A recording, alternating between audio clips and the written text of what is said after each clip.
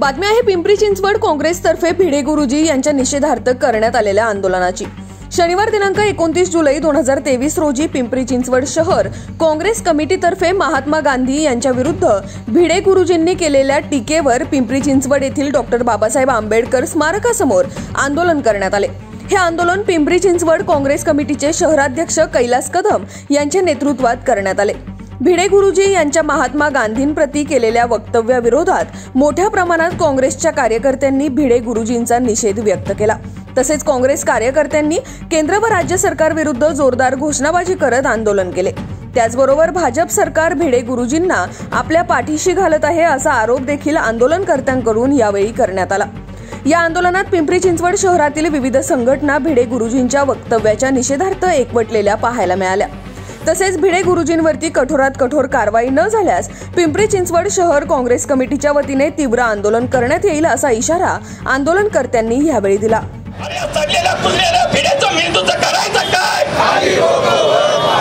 बेताल वक्तव्य करणारा मनोहर कुलकर्णीचा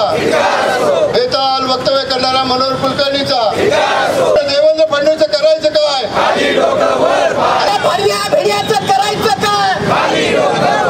राष्ट्रपिता महात्मा गांधीजींचा, विश्वरत्न भारतभूषण डॉक्टर बाबासाहेब आंबेडकरांचा, छत्रपती शिवाजी महाराज की हमें चाहिए, अरे लेके रहेंगे, अरे देना होगा, अरे मणिपुर पर, अरे मणिपुर से, अरे तानाशाही पर,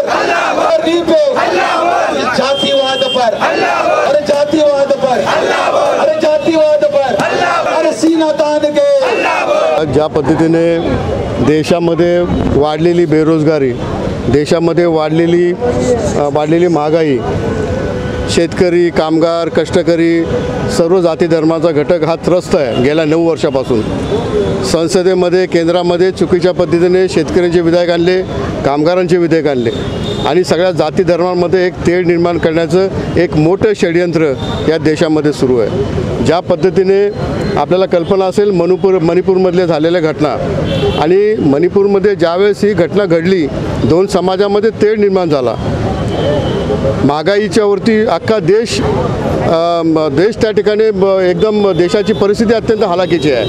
देशामधला प्रत्येक सगळ्यांना 130 कोटीपेक्षा जास्त जनता हवालदिल आहे, कामगार युवक हवालदिल आलेले आहेत आणि कुठंतरी मणिपूरसारख्या ठिकाणी ज्या ठिकाणी माईंचा म्हणजे त्यांच्या असणारे हम दो आणि हमारे दो, म्हणजे हम दो कोण तर मोदी आणि शाह आणि त्यांचे दो कोण तर अदानी आणि अंबानी, ह्यांच्यासाठी काहीतरी त्यांनी निवडणुकीमध्ये जी ह्यांना मदत केली त्या मदतीवरती कुठेतरी या मणिपूरसारख्या ठिकाणी असणाऱ्या माईंच्या खाणी त्या कुठेतरी त्यांच्या घशात घालायच्या। या देशाच्या आर्थिक महासत्तेकडे नेण्याची ताकद ज्या कामगार आणि कष्टकरी वर्गांमध्ये, जे शेतकरी आपले पोशिंदे आहेत त्यांना वेठीस धरायचं, त्यांचे कायदे बदलायचे आणि त्यामध्ये कुठेतरी एक वेगळ्या प्रकारची अराजकता माजवण्याचं काम मणिपूरमध्ये घडलेली घटना म्हणजे मणिपूरमध्ये 2 समाजामध्ये ज्यावेळेस तेढ निर्माण झाला आणि ती तेढ निर्माण होत असताना ज्या परिस्थितीला समोर तिथले नागरिक गेले आणि जे आपण पाहिले काही दिवसापूर्वी ज्यावेळेस तिथलं इंटरनेट बंद करण्यात आलं आणि इंटरनेट ज्यावेळेस सुरू झाले त्यावेळेस खरा प्रकार मणिपूरचा बाहेर आला। हे सगळं झाकण्यासाठी म्हणजे ज्या पद्धतीने आमच्या महिला भगिनींची ज्या पद्धतीने त्यांची धिंड काढण्यात आली ते शब्द मी इथं व्यक्त करणार नाही, कारण त्या माझ्या कोणाच्या बहिणी आहेत, कोणाच्या त्या ठिकाणी आई आहेत, मग त्या चुकीच्या आणि त्याच्यामध्ये असणारी एक आमची महिला भगिनी ज्यांनी देशाच्या संरक्षणासाठी काम केलं अशाची पत्नी देखील त्याच्यामध्ये होती हो।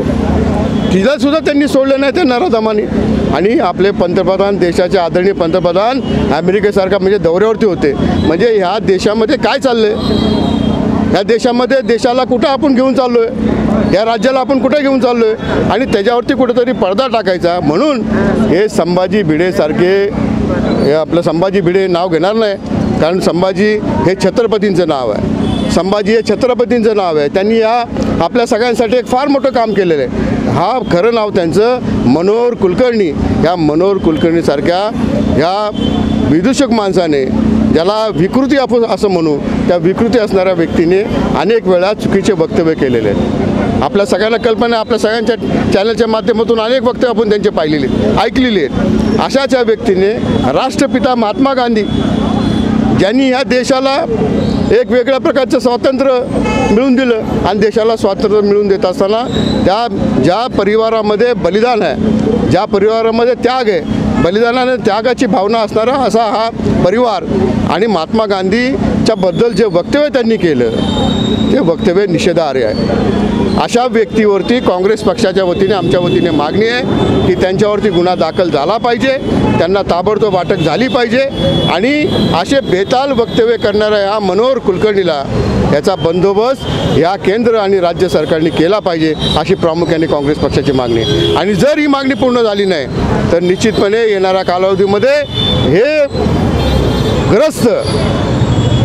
हे मनोहर कुलकर्णी म्हणून ग्रस्त ज्या ज्या ठिकाणी फिरतील, माझं जाहीरपणे आव्हान आहे की ज्या महात्मा गांधींनी, राष्ट्रपिता महात्मा गांधींनी या देशाला एक स्वाभिमान दिला, या देशाला एक विचार दिला, या देशाच्या सर्व घटकांना जगण्याचा एक अधिकार दिला, मग त्यामध्ये कामगार असेल, कष्टकरी असेल, शेतकरी असेल, जगण्याचा एक अधिकार मिळवून दिला.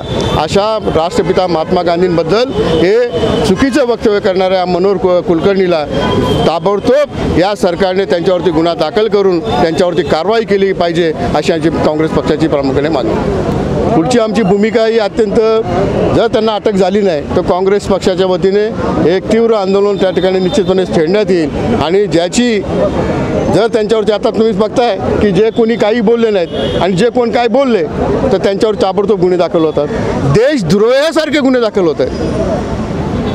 आणि मनोहर कुलकर्णी कोण आहे? कोण आहे मनोहर कुलकर्णी?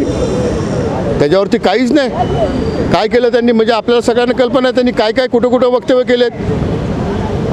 अशा व्यक्तीवरती गुन्हे दाखल झालेच पाहिजेत, ही काँग्रेस पक्षाची मागणी आहे. आणि जर त्याच्यावरती दाखल गुन्हे होत नसतील तर हे आंदोलन काँग्रेस पक्षाच्या वतीने आणखी तीव्र करण्यात येईल, एवढ्या ठिकाणी. मनोहर भिडेंनी ज्या पद्धतीचं वक्तव्य महात्मा गांधींच्या आईच्या संदर्भामध्ये केलं आहे आणि त्यांनी ज्या पद्धतीनं महात्मा गांधींच्या आईचा अवमान केला, अपमान केला आहे, तो आम्ही असं समजतो की तमाम या देशातल्या महिलांचा हा अपमान आहे. कोट्यावधी महिलांचा, कोट्यावधी मातांचा हा त्यांनी केलेला अपमान आहे. हा देशाचा अपमान आहे, या देशाच्या स्वातंत्र्याचा अपमान आहे, या देशाच्या तिरंग्याचा अपमान आहे, या देशाच्या संविधानाचा अपमान आहे, या देशाच्या एकूणच जी सगळी जी संस्कृती आहे, महान संस्कृती आहे, महान संस्कृतीचा हा अपमान आहे. आणि अशा पद्धतीनं वक्तव्य करण्यासाठी म्हणून मनोहर भिडेसारखा माणूस किंवा मनोहर कुलकर्णीसारखा जो माणूस हा का धाजावतो, तर त्याच्या पाठीशी या देशाचं जे केंद्रामधलं जे सरकार, मनोवादी सरकार आहे आणि त्याचबरोबर आता महाराष्ट्रामध्ये जे मनोवादी सरकार कार्यरत आहे, त्यांनी पाठबळ दिल्यामुळे किंवा त्यांनी सांगितल्यामुळेच अशा पद्धतीची वक्तव्य हा मनोहर भिडे करतो आहे. आणि हा मनोहर भिडे अशा पद्धतीचं वक्तव्य अशा परिस्थितीमध्ये करतो आहे ज्या वेळेला या देशामध्ये मणिपूरच्या घटनेमुळं संपूर्ण देशामध्ये एक आक्रोश आहे आणि हा आक्रोशावर पांघरून घालण्यासाठी म्हणून किंवा ते दुर्लक्ष व्हावं यासाठी म्हणून हे पेरलेलं आहे, हे पेरलेलं आहे या सगळ्या RSSच्या आणि या मनोवादी संस्कृतीनं हे पेरलेलं आहे. आणि मग हा मनोहर भिडे जर अशा पद्धतीने वक्तव्य करत असेल, अशा पद्धतीनं बहुजनातल्या मुलांना त्या ठिकाणी भडकावत असेल, जो राष्ट्रीय स्वयंसेवक संघामध्ये होता पूर्वी, नंतर त्यांनी स्वतंत्र संघटना काढली, या राज्याचा एक मंत्री, जबाबदार मंत्री केसरकर सांगतायत की या मनोहर भिडेचा आणि RSSचा काही संबंध नाही, भाजपचा काही संबंध नाही. अरे तुला विचारलं कुणी? आम्ही सांगतोय ना, त्याचा इतिहास सांगतोय तो. आणि छत्रपती शिवरायांच्या आणि छत्रपती संभाजी महाराजांच्या नावानं या देशामधल्या महाराष्ट्रामधल्या बहुजन समाजामधल्या तरुणांच्यावर अशा पद्धतीनं त्यांना माथी भडकवण्याचं काम जे जो करतोय हा भिडे, त्या भिडेला कुठेतरी आवर घातला पाहिजे, नाहीतर या सगळ्या बहुजन समाजातल्या मुलांना तो बरबाद करेल. या महाराष्ट्राचं, देशाचं भविष्य ज्यांच्या हातामध्ये सुरक्षित असतं अशा तरुणांना या ठिकाणी ज्या पद्धतीनं तो फसवण्याचा आणि ज्या पद्धतीनं त्यांना मार्गभ्रष्ट करण्याचा प्रयत्न करतोय, हा मनोहर भिडेचा हा जो चवचालपणा आहे तो थांबला पाहिजे. हा जो अतिशय माणुसकीहीन अशा पद्धतीचं काम तो करतोय ते थांबलं पाहिजे. यासाठी या राज्याच्या मुख्यमंत्र्यांनी, या राज्याचे जे गृहमंत्री आहेत फडणवीस आणि या राज्याचे उपमुख्यमंत्री आता नव्याने झालेले अजित पवार यांना माझं आवाहन आहे किंवा यांना माझी विनंती आहे की त्यांनी खरं तर या ठिकाणी प्रोॲक्टिव्ह होऊन काम केलं पाहिजे, त्याला ताबडतोब अटक केली पाहिजे. आता त्याच्यावर अमरावतीमध्ये गुन्हा दाखल झाला याची माहिती मिळाली, परंतु निव्वळ गुन्हा दाखल होऊन चालणार नाही, तर त्याला देशद्रोहाच्या गुन्ह्याखाली त्याला अटक करा, त्याला जेलमध्ये पाठवा, त्याला कस्टडीमध्ये पाठवा आणि त्याची नीट चौकशी करा. त्याचे लागे बांधे कदाचित ISIS सारख्या संघटनेसुद्धा असू शकतात. हा अतिरेकी संघटनेमधला हा मनोहर भिडे माझ्या दृष्टिकोनानं एक अतिरेकी माणूस आहे आणि या अतिरेक्याला दहशतवादाच्या कलमाच्या खालीच अटक केला पाहिजे, देशद्रोहाच्या गुन्ह्याखालीच अटक केला पाहिजे, अशी आमची मागणी आहे. आणि त्याच्या या वक्तव्याचा निषेध करण्यासाठी आज काँग्रेस पार्टीने या ठिकाणी आंदोलन केलं. त्या आंदोलनामध्ये स्वराज अभियान असेल, संभाजी ब्रिगेड असेल, छावा मराठा युवा संघ असेल, सामाजिक कार्यकर्ते असतील, या ठिकाणी हे सगळ्या संघटना याच्यामध्ये सहभागी झालेल्या आहेत. ते एवढ्याचसाठी की आता महात्मा गांधींच्या नव्हे तर या देशाच्या महात्मा गांधींच्या आबरूसाठी नव्हे तर महात्मा गांधींच्या आईचा अवमान जो केला त्यासाठी या देशातल्या सगळ्या आयांचा, सगळ्या बहिणींचा, सगळ्या मुलींचा या ठिकाणी अवमान ज्यांनी केलेला आहे त्याचा निषेध करण्यासाठी आम्ही या ठिकाणी सहभागी झालो. सरकार पाठीशी घालते असं काय वाटतं? सरकारच पाठीशी घालत आहे. सरकारच्या पाठिंब्याशिवाय आणि त्यांच्या बळाशिवाय मनोहर भिडेसारखा एक माणूस काय माणूस आहे, त्याची अवकात काय आणि तो करतो काय, कुठल्या समूहामधून तो आला आणि मग त्याला जर सरकारी पाठबळ नसेल तर तो अशा पद्धतीचं काम करूच शकत नाही आणि म्हणून सरकारचा पाठिंबा असा आमचा आरोप आहे. मनोहर भिडेंचे सध्या महाराष्ट्र दौरे आहेत. महाराष्ट्र दौरे सुरू असताना सामाजिक कार्यकर्त्यांना पोलीस ताब्यात घेत आहेत, काय सांगतात? नाही, हे तर दडपशाही आहे, म्हणजे सरकारची ही दडपशाही आहे आणि त्या ठिकाणी मनोहर भिडेला संरक्षण देण्याचं कारणच काय? मनोहर भिडेला संरक्षण देण्याचं काही कारण नाही. आणि अमरावतीमध्ये तुम्ही पाहिलं असेल किंवा आणखी इतर ठिकाणी सुद्धा पाहिलं असेल, मुंबईमध्ये तुम्ही पाहिलं असेल मधल्या काळामध्ये आंबेडकरी मुवमेंटमधले जे कार्यकर्ते आहेत ते या मनोहर भिडेच्या दौऱ्याला विरोध करतात, सकसपणे विरोध करतात. आता मात्र या देशातल्या तमाम बहुजनाच्या लोकांनी आणि तमाम पुरोगामी चळवळीमध्ये काम करणाऱ्या लोकांनी आणि जे स्वतःला धर्मनिरपेक्ष समजतात जे पक्ष आहेत, मग तो काँग्रेस असेल, राष्ट्रवादी शरद पवारांचा गट असेल किंवा आणखी शिवसेना आता उद्धव ठाकरेंचा गट असेल किंवा त्यांच्याबरोबर काम करणाऱ्या बाकीच्या छोट्या मोठ्या संघटना आहेत, या सगळ्यांनी इंडिया म्हणून आता जो आघाडी झाली आहे त्या इंडियाच्या आघाडीमधल्या सगळ्या पक्षांना माझं आव्हान आहे, त्यांना विनंती आहे की तुम्ही आता याच प्रसंगामध्ये एकत्र आलं पाहिजे, संघटित झालं पाहिजे आणि मनोहर भिडेसारख्या प्रवृत्तींचा या ठिकाणी निषेध करत असताना या प्रवृत्ती त्यांचा बिमोड झाला पाहिजे, अशा पद्धतीची कृती आता सगळ्यांच्याकडनं झाली पाहिजे.